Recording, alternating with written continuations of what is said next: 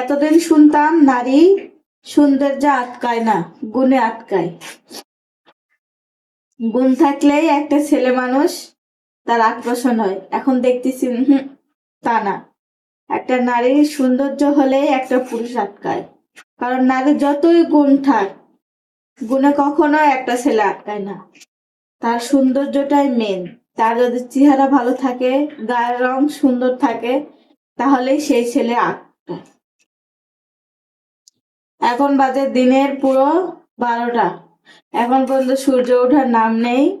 এখন পর্যন্ত সূর্য উঠবে তো দূরের কথা, পুরো কুয়াশায় বন্ধ হয়ে আছে পুরো এলাকা। কি ঠান্ডা! আপনাদের এলাকা কেমন হয়ে আছে অবশ্যই কমেন্ট করে জানাতে পারেন। পুরো ঠান্ডা, ঠান্ডায় সোয়েটার গায়ে দিয়ে রান্না করতে ইচ্ছে করতেছে না। কি করব?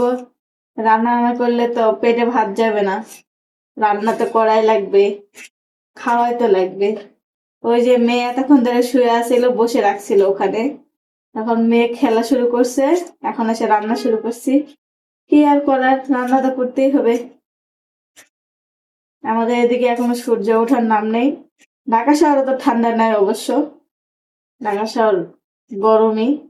ঠান্ডা আছে, একেবারে যে ঠান্ডা নাই সেরকম না, কিন্তু দেশের মতো এরকম ঠান্ডা না।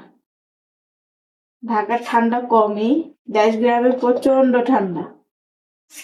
সোয়েটার আমি গায়ে দেই নাই, সেই মানুষ আমি এখানে আসি সোয়েটার গায়ে দিচ্ছি, তাহলে বোঝেন কি ঠান্ডা। আমার সোয়েটার কিনাই লাগেনি, খালি শুধু আমি একটা পাতলা চাদর পরে ডিউটিতে যেতাম, আসার সময় আবার পরে আসতাম। আবার দেখা যেত কোনোদিন পরে যাইতামও না, বিরক্ত লাগতো।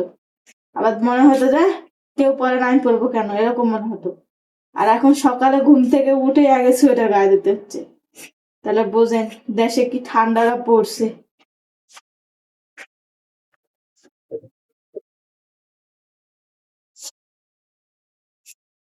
আর বাতাস, হিরহিরে বাতাস, শুধু কুয়াশা আর ঠান্ডা না, খালি সঙ্গে বাতাসও আছে।